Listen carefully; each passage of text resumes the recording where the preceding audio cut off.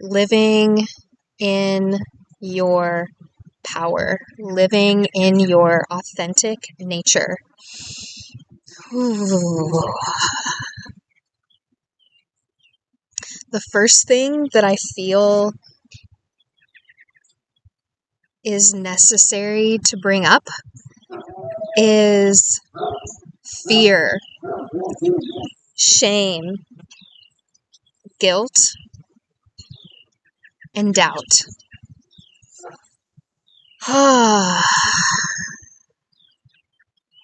These things have taken some time for even me to process. And even as I talk about it, I'm still feeling some type of way right here.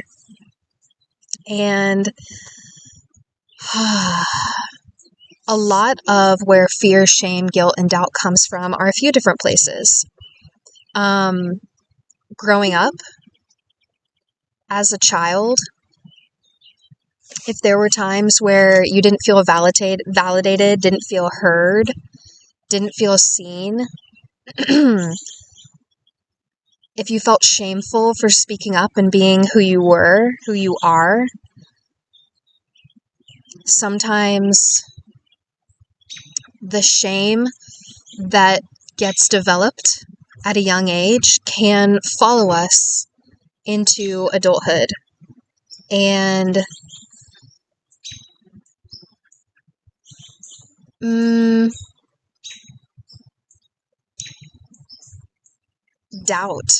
doubting yourself, doubting who it is that you are, guilt for being who you are if you were punished for speaking up or for speaking out, the fear in expressing yourself because of these things. In school, a lot of kids, and I'll speak to the fact that this is evolving in society as well, but growing up, I felt as if there was a status quo to fit in and that there is a box. Well, the box never existed. And some people may feel comfortable with that box. But if you are someone who is different, who, in any type of way, I feel like we're all different. And to try and fit people into one specific way of being can inhibit someone from growing into who they authentically are. So, noticing fear, shame, guilt, and doubt, and recognizing when those come up, when those feelings come up, and the thoughts and feelings that affect the life that we live, going as far to say affects the reality around us. So a lot of people talk about manifesting and the power of positive thinking. Yes, that is very helpful. Also, it's not realistic to sit in a state of positivity 100% of the time. As humans, we were gifted with yin and yang, and the light and the dark within both of us, neither one of them being good or bad. And I'll speak to that in a little bit. So, recognizing and allowing yourself to feel all the ways that you feel, recognizing when you are angry, recognizing when you're annoyed, recognizing when you're irritated, recognizing when you're experiencing grief, when you're experiencing sadness. And as much as the power of positive thoughts is super helpful, if there are feelings that haven't been expressed within you, such as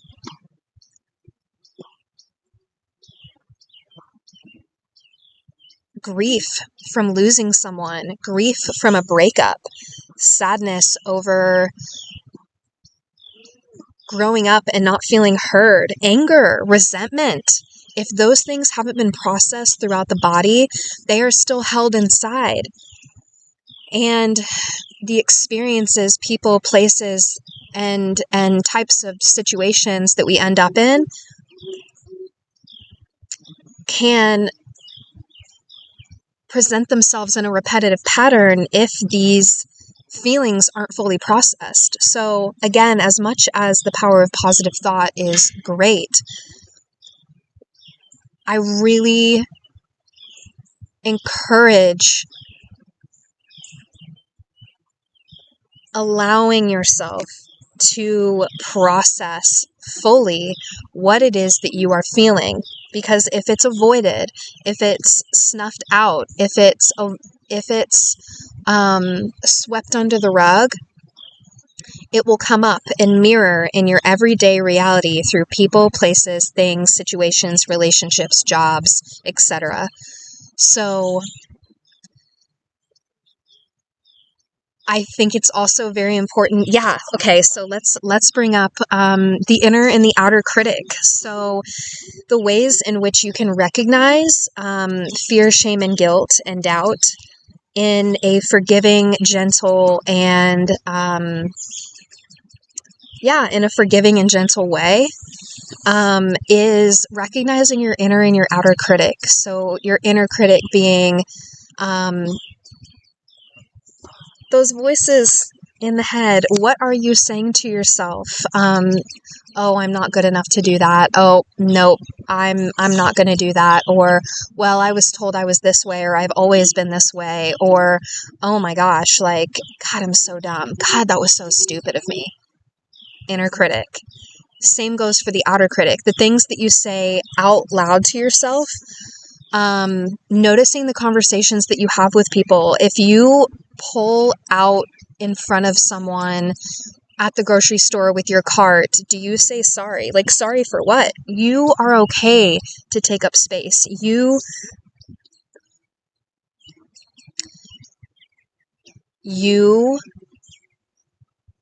are allowed to take up space. Allow yourself to take up space. Apologize if you need to, but if it is not warranted, recognizing how many times you're saying sorry for no apparent reason. Saying sorry can be a shame response, a guilt response that may have been something that was programmed at a young age. Having to apologize for who you are. Recognizing the outer critic when you're talking about yourself. When you talk about when you may go off and talk for a long period of time and you're very passionate about it, and then at the very end you go, okay, well, anyway, as if what you had to say was not important, as if what you had to say took too long and that it was inconveniencing others. Recognizing where these words are coming from and the thoughts behind them can really help in rewiring your thoughts into more positive thinking. So part of practicing positive thinking can also be recognizing when these thoughts occur and also noticing that this is a lifetime process, that you to sit in bliss and positivity is unrealistic. And as humans, again, we have yin and yang, yin being the darkness and yang being the light. And we live in tandem with both of them. So being able to dance with your shadow, being able to recognize parts of you that are uncomfortable, and a practice that I learned recently that was super, super helpful in helping me move through uncomfortable feelings. First, it started with, I am not my thoughts. My thoughts do not define who it is that I am. And if you are experiencing sadness, instead of thinking or saying, I am sad, thinking or saying sadness has temporarily appeared, or sadness is moving through me. Sadness has temporarily presented itself. And that reminds you that this too shall pass, that and being gentle in this process, knowing that that bringing it up to the surface, acknowledging it, and allowing yourself to feel it means that you're not trying to force this feeling to go away. Sit with it. Look at it. What does it look like? Does it look like you isolating? Does it look like you spending more time with others in order to avoid it? What does it feel like in the body? I'll just move into that. Recognizing the felt sense. So what does sadness feel like in your body? Is it a tightness? Is it a sensation of warmth or hotness in your body? Is it a cold sensation? Is it a numb feeling? Does it have a color? Does it have an image? Does it have a smell or a taste? Everyone experiences these things differently, and by feeling into the senses of the body and recognizing how the body is responding to these emotions and these feelings and these experiences is a huge way in integrating what these feelings are, bringing it up to the surface, acknowledging it, looking at it, sitting with it for as long as you need to. For some people, it's going to be 5 minutes. For other people, it's going to be an hour. For others, it's going to be a day, 2 days, 3 days, a week. And then over time, you'll recognize that these huge roller coasters are going to be a kiddie roller coaster. And you're going to be able to go back to equilibrium, knowing that the situations around you may or may not be changing, and that all you have control over is how you respond to it.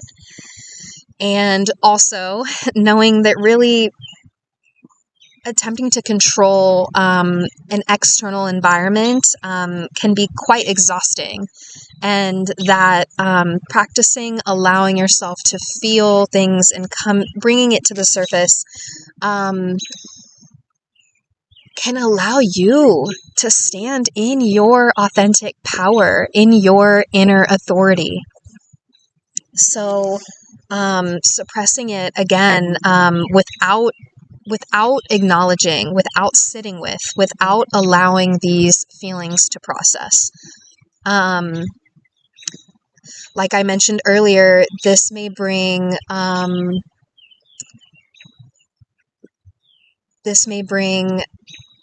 repetitious patterns that come again and again and again. And if you notice one, and if you notice that you're in one, be patient with yourself, be forgiving with yourself. The fact that you're beginning to notice what they are is a huge step. And instead of being frustrated or angry with yourself, tell yourself, I'm proud of you. I'm proud of you for recognizing this and taking your power back.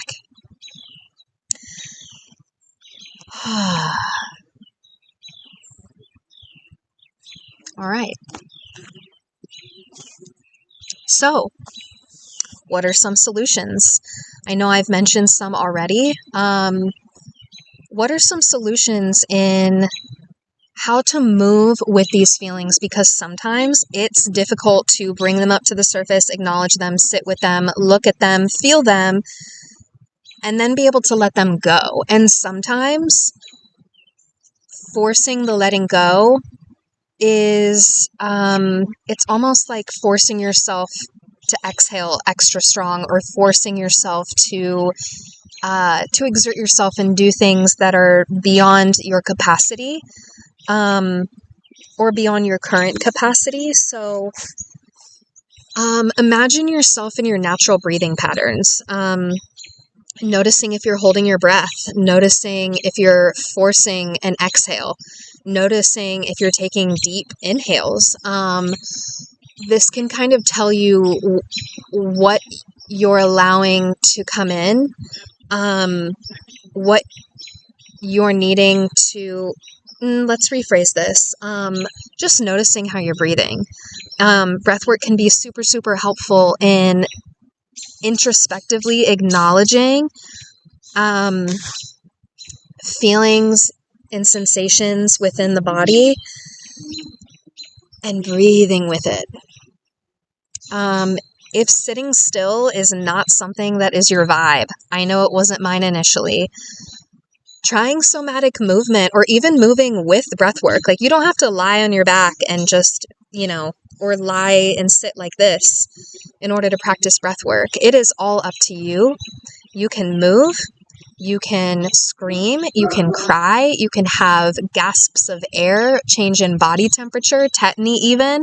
A lot of these, burping, sometimes even throwing up, releases of gas. These are all natural bodily functions that are signs of release. So welcoming all of it. I know in America, where I live, these things have been taught to be shameful. To say, excuse me after burping, excuse me after farting. These are natural bodily functions of natural release, of constant evolution, of constant, yeah. So, more solutions can be yoga, moving with the energies that are moving through you. That changed my entire life. I've definitely mentioned that before in some of my other videos. Yeah, moving with the energies that you're feeling is huge, because then it allows you to integrate what you're feeling into your outer reality, giving you a better chance to talk about it, to set boundaries with people, to bring it up to the surface and make it real. Because sometimes just feeling it, not acknowledging it, and not processing it allows it to stay in here. And then no one sees it, no one knows. And sometimes that can build resentment. Like, no one understands how I'm feeling, no one can see me. So yes, using your voice, changing how it is you talk about yourself and talk about others. A lot of the time, your reflection and opinion of others is a reflection of unprocessed feelings and emotions that come within you, that start with you. Integrating the experience. So if you happen to practice any somatic movement, yoga, breath work, journaling, integrating those experiences, integrating by talking to a therapist, integrating by journaling, integrating by expressing your creativity through painting, through sketching, through drawing, through writing a poem, whatever this is for you.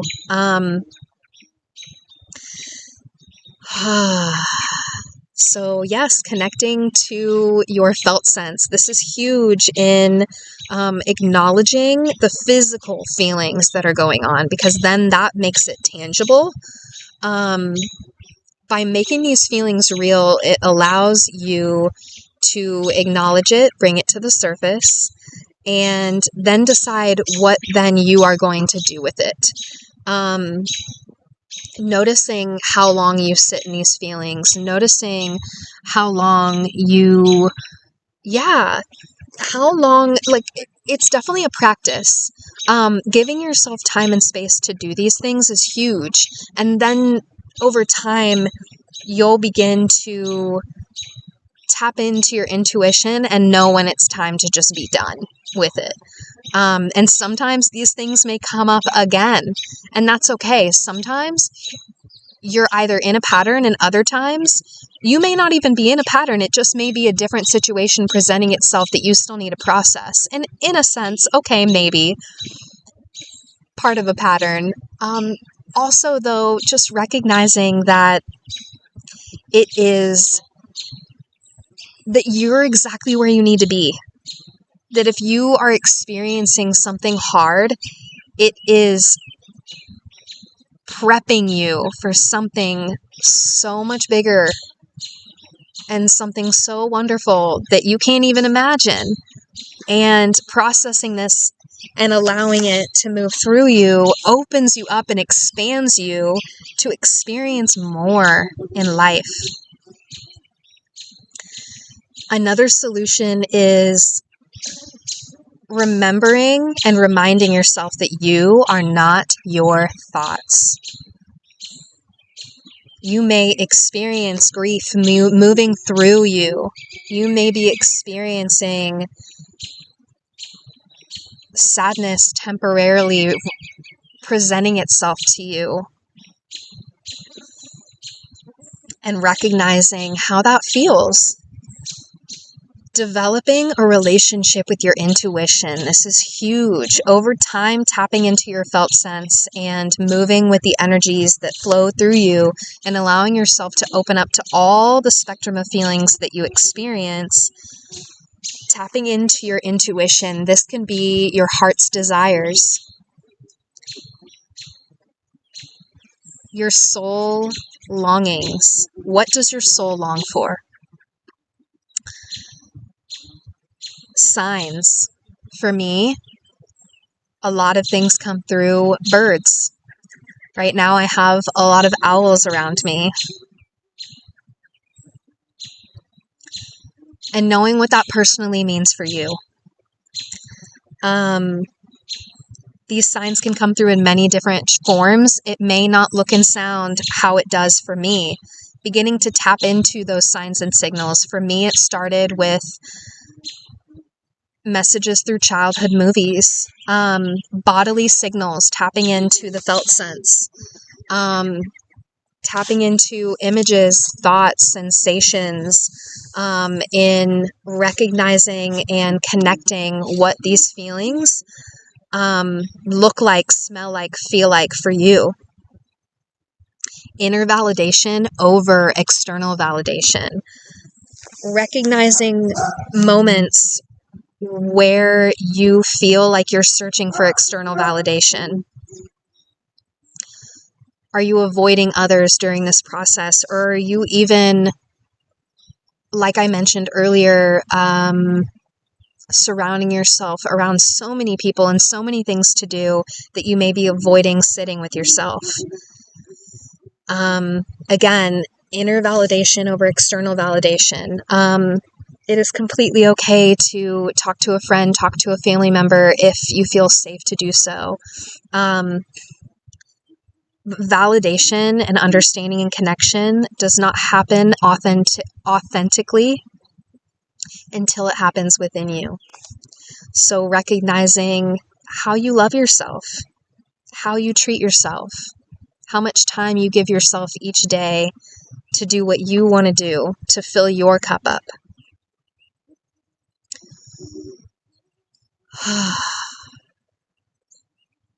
Yeah.